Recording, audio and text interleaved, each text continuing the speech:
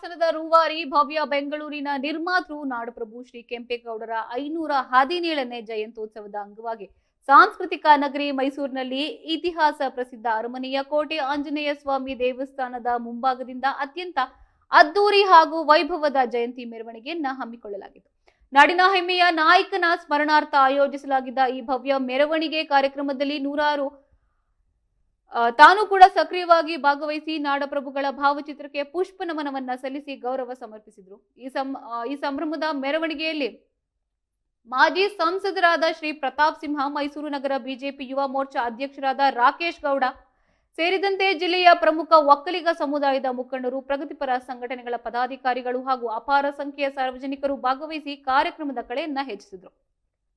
ಇನ್ನು ವಿವಿಧ ಜಾನಪದ ಕಲಾ ತಂಡಗಳ ಪ್ರದರ್ಶನ ಹಾಗೂ ಮೇಳಗಳೊಂದಿಗೆ ಸಾಗಿದ ಈ ಮೆರವಣಿಗೆಯು ಕೆಂಪೇಗೌಡರ ಜನಪರ ಚಿಂತನೆಗಳು ಹಾಗೂ ಅವರ ದೂರದೃಷ್ಟಿಯ ಆಡಳಿತ ವೈಖರಿಯನ್ನ ಇಂದಿನ ಪೀಳಿಗೆಗೆ ಸಾರುವಲ್ಲಿ ಯಶಸ್ವಿಯಾಗಿತ್ತು. ಇನ್ನು ಸಮಾಜದ ಒಳಿತಿಗಾಗಿ ಶ್ರಮಿಸಿದ ಈ ಮಹಾನ್ ನಾಯಕನ ಆದರ್ಶಗಳು ತಮ್ಮೆಲ್ಲರಿಗೂ ಸದಾ ಪ್ರೇರಣೆಯಾಗಿದೆ.